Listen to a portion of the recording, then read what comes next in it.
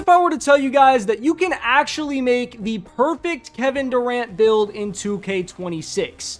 We're talking a build that gets 6 legend badges and only needs about 5 cap breakers to genuinely be elite. That's right, you heard me correctly and your ears are not deceiving you. This isn't one of those videos where you need 57 cap breakers just to make the build decent. You need 5, and I think that's pretty achievable for most people, all right? If you don't have 5 cap breakers, you could definitely join a crew, start working towards some of those, and then probably get another one from Lifetime Challenges, and then boom, you can make this build. But either way, let's just get straight into it. So to start things out for the Kevin Durant build, you guys are going to want to make it a power forward, 6'11", 210 pounds for the weight with a minimum wingspan. Now listen, I know in real life KD has about a 7'5" wingspan, but if we put a 7'5" wingspan on our player, we are getting an 82 midi and an 83 ball. And I can't call a build that only has an 82 midi Kevin Durant, because that is just, it's not true, all right? You can't have an 82 midi KD. At that point, you're making Giannis Antetokounmpo. So yeah, we have to go with a 6'11" wingspan, unfortunately, because that's just what 2K limits us to. Well, I guess now that I'm looking at it, 7'1" wingspan isn't horrible. You could still get things like an 89 mid-range and whatnot, but you're going to miss out on a very important takeover later. So I really suggest y'all don't mess with any of these physicals right here. Now, getting on to these attributes, though, we are going to start off with a very high 90 close shot. The reason for this is we can later put 2 cap breakers and then get Hall of Fame float game and gold paint prodigy. But I will say this, you are not going to want to use your cap breakers on here right away if you only have a few of them. I'm going to show you guys, what the best options are later in the video. So just keep that in mind. Don't put your first 2 caps on close shot. This is more of, kind of like a kind of a down the road thing, not like super far down the road. But you guys get what I mean. It's not the #1 priority, but the badges we get from the 92 close shot are genuinely diabolical. Moving on to the driving layup, we are going to go all the way up to an 85 in order to get silver layup mixmaster as well as silver physical finisher. And not to mention pretty much all of the best layup packages for a tall player in this game. We get all the Giannis animations, we get the Julius Randle hop step. You name it, we have it on this build. Unless it's obviously, outside of our height range, because trust me, I would love the Harden Euro as much as the next guy on a 6'11" player. But 2K is not letting that shit happen. Oh yeah, and not to mention, another reason we're going so high on the driving layup is floaters in this game are determined by both your close shot and your layup. 2K blends them together. So we want to have a decently high rating in both of these. That way we get the biggest green window possible. And as I said before, float game on Legend this year is just, it's diabolical, all right? So we want to max out the potential there as best we can. Going on to the driving dunk, you guys are going to want to put this all the way up to an 87. That is going to give us silver posterizer as well as pro contacts off too.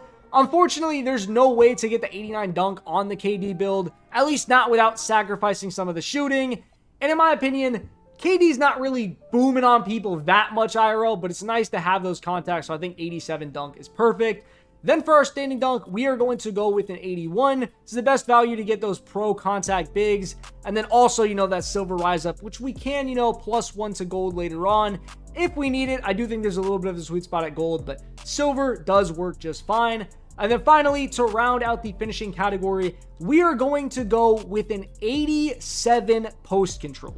Of course, this is to get Hall of Fame post fade phenom as well as the rest of the post badges on gold. And by the way, we can potentially cap break the post control and the midi later to get legend post fade phenom. So that is an option if people want it. Me personally, I probably won't be doing that, but just, pointing that out.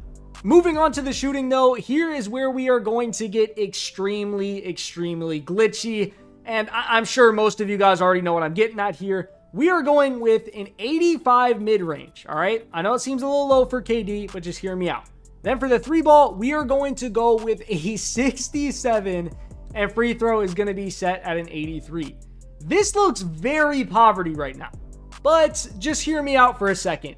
Mid-range is going to cap break up to a 93 with the use of 4 caps. That is going to give you gold Deadeye, gold shifty shooter, Hall of Fame post save phenom, and most importantly, Hall of Fame set shot specialist. And then for our 3-ball, this can be cap broken 5 times, all the way up to a 91. And y'all already know what that means. We get Silver Limitless, and more importantly, we get Deep Bomber. Oh yeah, and I know what you're thinking right now. Isn't that more than 5 cap breakers? It is, but I'm going to show you guys the way that you need to set them up at the end of the video, and it'll all make a little bit more sense. Moving on to the playmaking, we are going to go with an 82 pass accuracy for Gold Dimer, Silver Break Starter, Silver Versatile Visionary, and most importantly, the Cade Cunningham pass style. As for ball handle, we are going to go up to a 73. Now, you can go to a 75 for like Paolo Banchero crossover and some other moves. I don't really think any of them are that good, so I just stopped at 73 because that is the threshold for gold strong handle, as well as, 71 getting us bronze handles for days. So, like I said, you can go 75, doesn't really make a difference. And then finally, for speed with ball, of course, we are going to have to max it out to a 68. That way we get bronze lightning launch, and then we can later +2 it to gold and kind of have the best value there.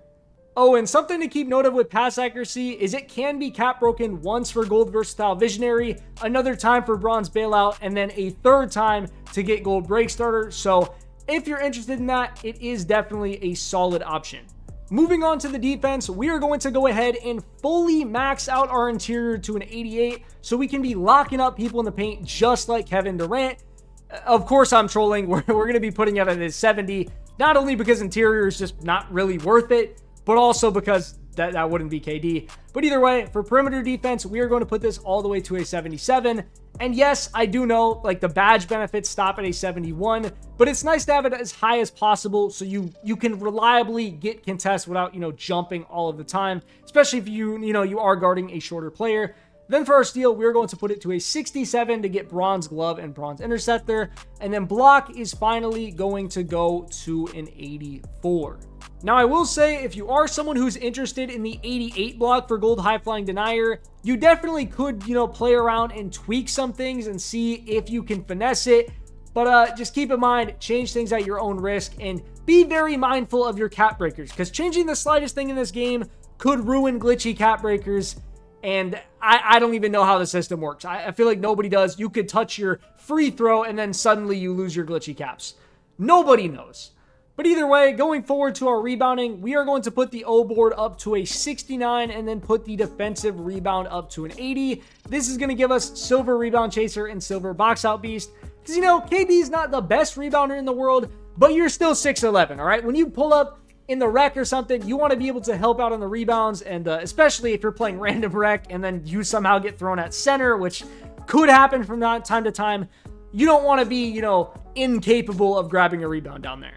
Finally, for the physicals though, we are going to max out our speed, max out our agility, put our strength to a 73, and then put our vertical up to a 78.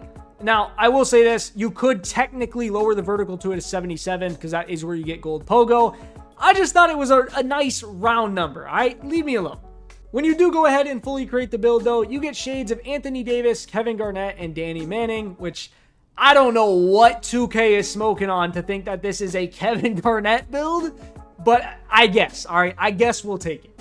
Now, hopping on over to my nearly maxed version of the KD build, we need to take a look at this cap breaker screen and explain where you need to be putting your early caps on this build. Because yes, I know it looks absolutely insane right now, but I also understand not everyone is going to have a ton of cap breakers.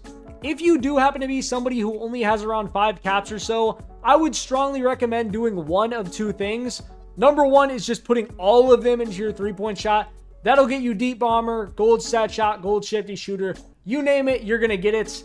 Or number two, you could put 3 of them into mid-range. That way, you get Hall of Fame set shot and all those badges I just mentioned, besides Limitless, of course, and then just put 2 into your 3-ball. Now, granted, that will set you at a 93 midi and an 83 ball, so 80 might be a little bit low for some people, but I promise you guys, I've played on so many builds this year with like a 78 3-ball plus 2ing my set shot to Hall of Fame, and I've shot like 70% with it. So it's absolutely hittable. Just keep in mind, those are kind of your main 2 really good setups if you have minimal caps. Of course, once you do get your shooting taken care of though, that's when you start to have other options. You can always, put your midi up to a 94 and then put 3 into post control, get that legend post a phenom, put +2 into close shot to get that Hall of Fame float, gold paint prodigy, put some into pass act. You really have a lot of different avenues you can go down. Oh yeah, and you know what? While we're here, let me just go ahead and get my O board to a 40, all right? I'm a big dog on the glass. All right, that's enough about cat burgers and my O board. We do still need to talk about the 6 legend badges on this build and where to put your max +1s and 2s. So here's the screen I'm rocking with right now for these 6 legends. Do I recommend setting it up exactly like this? Hell no, all right? I just did it for the aesthetic of the video, but it would be pretty damn similar to this right here. The setup I think is just going to be flat out better would be this right here. I know it doesn't look as sexy because we don't have, you know, all those legend badges and whatnot. We even have a silver in here. But, you know, having that handles for days, the gold lightning launch, since that is the best value for the badge. And then also, you know, making use of posterizer being a tier 2. I think this is a much better setup. Although, you know, if you want to move some things around, you know, you could also go for something like rebound chaser in this slot. You could go for interceptor over here. You could go with Deadeye instead. Like, there are a lot of different setups you can do. I don't think any of them are necessarily wrong. It just kind of depends on your team's needs. But that is another huge benefit about this build. Oh yeah, not gonna lie, boys, I want to talk about one thing before we get to the outro, the takeovers. On this build, you should be using Deep Bomber. That's, of course, what we set everything up for. But if you have custom takeovers, which should be most of you guys watching this, on your Deep Bomber take, just put 1 speed with ball. I promise you, you will be moving like a guard because you're going to be dribbling faster. Some people don't understand that because that's not how dribble moves worked in previous years. But speed with ball does affect how fast you actually perform moves. So keep that in mind. You put it on your takeover, you're going to be moving devious on your KD build. But as always, if you guys did end up enjoying the video, I would greatly appreciate it if you subscribe to the channel, as well as left a like and a comment letting me know what you thought. It's been Gravely. Peace.